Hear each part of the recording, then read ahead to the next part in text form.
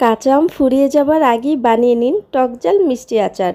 খিচুড়ি কিংবা এমনি এমনি খেতে এ আচার দারুণ লাগে। আসসালামু আলাইকুম, কেমন আছেন সবাই? আজকে আমি শেয়ার করব কাঁচা আমের টকঝাল মিষ্টি আচার। আমগুলোকে আমি সিল্কা সহই কেটে পানিতে ভিজিয়ে নিয়েছি। এখন আমি এর মধ্যে লবণ দিয়ে দিব। আধা ঘন্টার জন্য লবণ পানিতে ভিজিয়ে রাখবো। এতে করে আমের যে কষ আছে সেটা কিন্তু একদম উঠে যাবে। দেখতেই পাচ্ছেন, আপনাদের ইচ্ছে মতো কেটেও নিতে পারবেন। আমি এর মধ্যে কাঁচামরিচ, লবণ, হলুদ, মরিচের গুঁড়ো এবং কিছুটা কারি পাউডার মশলা দিয়ে নিয়েছি। এটা অপশনাল, আপনারা কম বেশি করে দিতে পারেন।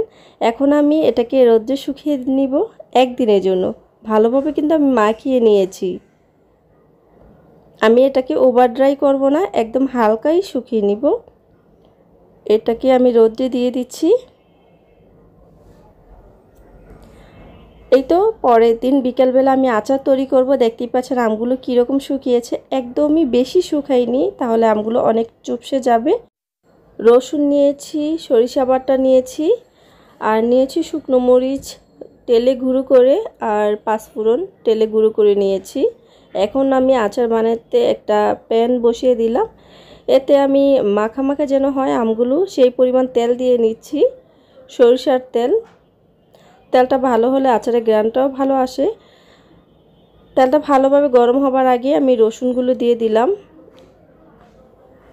তার মধ্যে আমি দিয়ে দিলাম 2টা শুকনো মরিচ, একটু নেড়ে দিচ্ছি। আর ভিডিওটা ভালো লাগলে অবশ্যই একটা লাইক দিয়ে দিবেন, আমার চ্যানেলটি সাবস্ক্রাইব করে দিবেন যদি নতুন হয়ে থাকেন। আর আমি এখানে 1.5 টেবিল চামচের মতো সরিষা বাটা দিয়ে নিচ্ছি। তারপর আবার নেড়ে চেড়ে দিব। আসলে কিছু উপকরণ আপনি আগে পরেও দিতে পারবেন, তাহলেও হবে।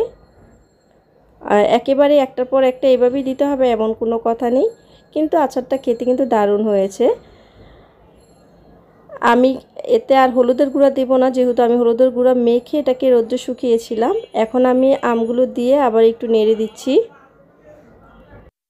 কিছুটা লবণ অ্যাড করে দিলাম। তারপর আমি নেড়ে দিব আচারগুলো।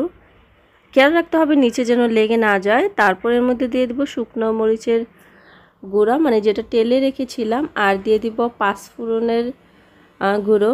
আসলে বেশি দিব না, আমি শেষের দিকে আবার দিব। আমি অর্ধেকটা দিয়ে দিলাম এখন।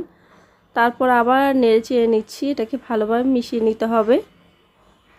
আর এত সুন্দর একটা অ্যারোমা বের হচ্ছে।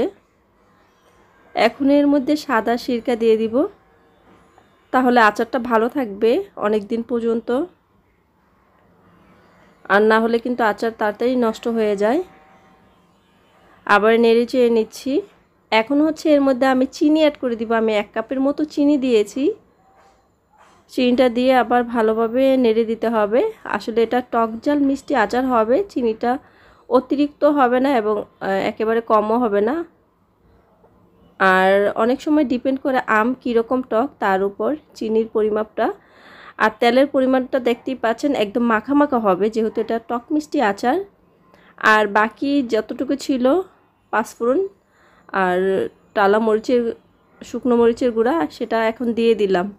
আচারটা কিন্তু একদম শেষ পর্যায়ে, এখন আর চুলায় বেশি রাখবো না। আর এটা কিন্তু একদমই ভেঙে যায়নি, আচারটা বানানো শেষ। দেখতেই পাচ্ছেন এটা ঠান্ডা করে নিয়েছি। একদম মাখা মাখা তেল আছে এটাতে, অতিরিক্ত তেল হবে না মিষ্টি আচারে, তাহলে কিন্তু খেতে ভালো লাগবে না। একটা শুকনো কাচের জার নিয়েছি আচারটা সংরক্ষণ করার জন্য। কোনো পানি যেন না থাকে সেদিকে খেয়াল রাখতে হবে। এই আচারটা বানিয়ে অনায়াসে খেতে পারবেন অনেক দিন। অবশ্যই মাঝে মাঝে আচার রোদে দিলে আচার ভালো থাকে। কেমন লেগেছে আজকের ভিডিওতে জানাতে ভুলবেন না। আর কোনো কিছু খারাপ লাগলে অবশ্যই ক্ষমা দৃষ্টিতে দেখবেন। সবাই ভালো থাকেন, সুস্থ থাকেন। পরবর্তী ভিডিও নিয়ে আবার হাজির হব। আল্লাহ হাফেজ সবাইকে।